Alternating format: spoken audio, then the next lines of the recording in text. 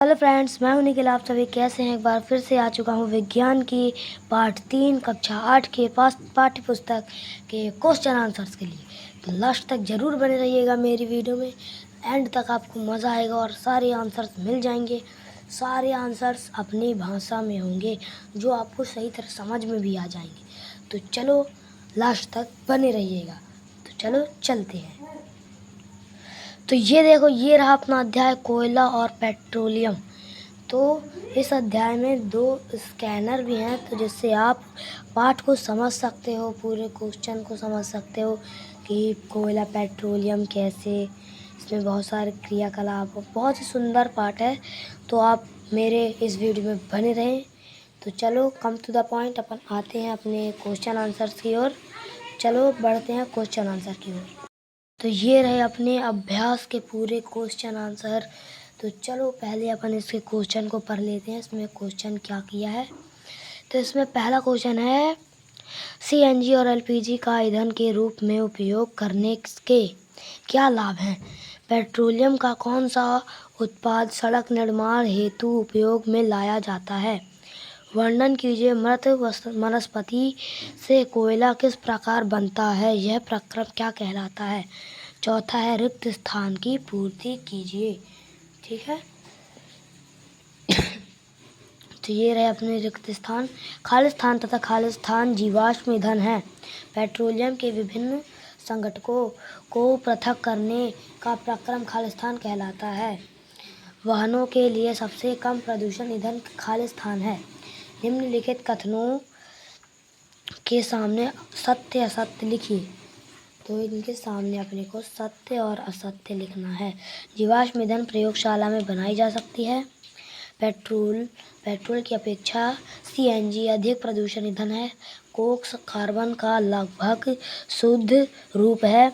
कोल तार विभिन्न पदार्थों का मिश्रण है। मिट्टी का तेल एक जीवाश्म ईंधन है नहीं है। ठीक है, तो ये अपना 5वां क्वेश्चन भी होता है ख़त्म। तो अपन आते हैं अपने लास्ट 3 क्वेश्चन की ओर। तो ये अपना 6वां क्वेश्चन, समझाइए जीवाश्म ईंधन समाप्त होने वाले प्राकृतिक संसाधन क्यों हैं? कोक के अभिलक्षणों और उपयोगों का वर्णन कीजिए। पेट्रोलियम निर्माण के प्रक्रम को समझाइए। तो ठीक है, आगे बढ़ते हैं अपने 9वें क्वेश्चन की ओर। ये अपना 9वां क्वेश्चन, निम्नलिखित सारणी में 1991-1997 तक भारत में विद्युत की कुल कमी को दिखाया गया है। इस आंकड़े को ग्राफ द्वारा आलेखित करिए। वर्ष में कमी प्रतिशतता को या y अक्ष पर तथा वर्ष को x अक्ष पर आलेखित करिए। ठीक है, तो अपने ये बॉक्स बने हैं, तो आप देख लो। अभी आपको मैं चलो अपने क्वेश्चन दिखाते हैं। चलो पढ़ते हैं आगे आंसर की ओर। तो दोस्तों ये रहे अपने आंसर, तो देख लो।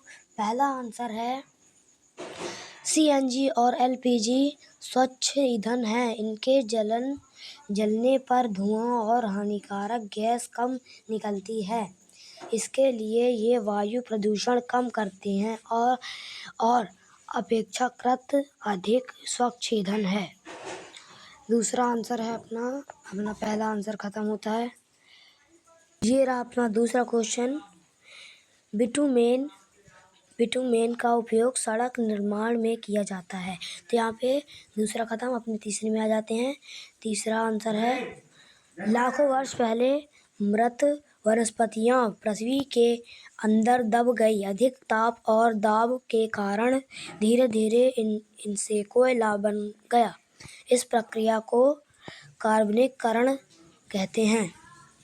ठीक है, तो कार्बनिककरण कहते हैं। तो अपना तीसरा भी हो जाता है ख़त्म।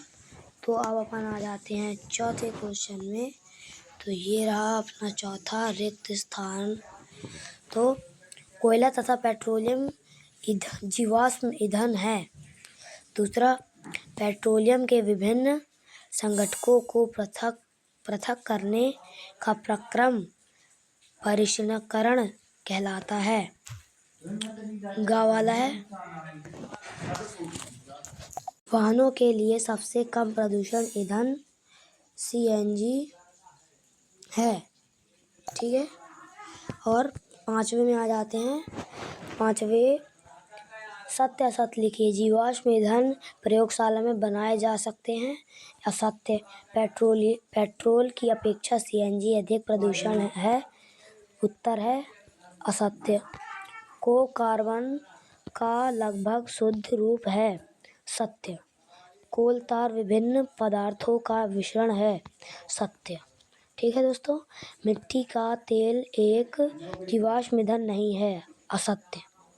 ठीक है, समझाइए जीवाश्म ईंधन समाप्त होने वाले प्राकृतिक संसाधन क्या हैं, क्यों हैं।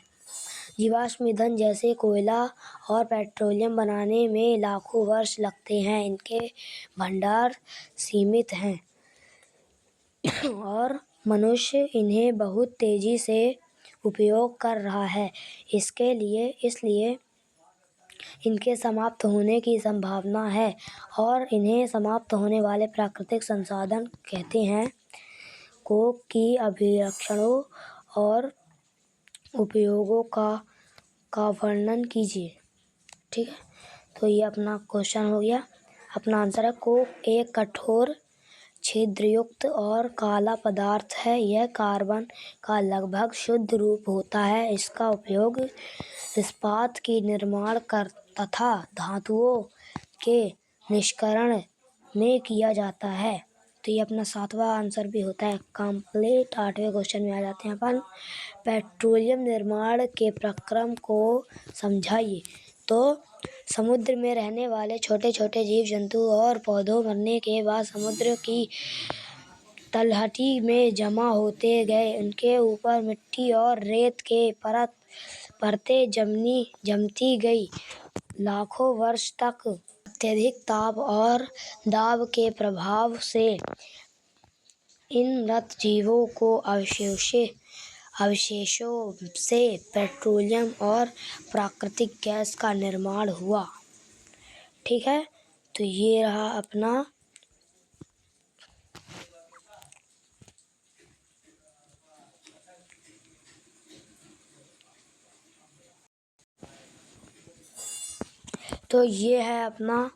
आंकड़ा।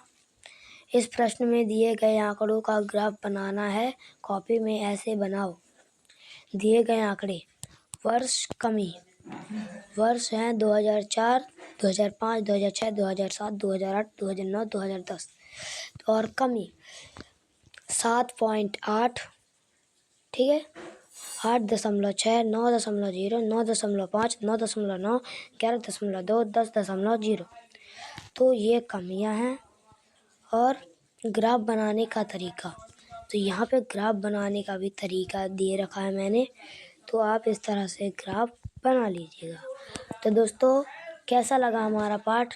अगर अच्छा लगा हो तो कमेंट में ज़रूर बताना और मेरे चैनल को सब्सक्राइब जरूर कर लेना। मिलते हैं आपसे अगली वीडियो में, तब तक के लिए वंदे मातरम। और हाँ, अगर आपको और किसी भी कक्षा का कोई भी बुक का या फिर एड ग्रेड का होमवर्क या फिर कुछ भी चाहिए तो आप मेरे से कमेंट में ज़रूर बताना।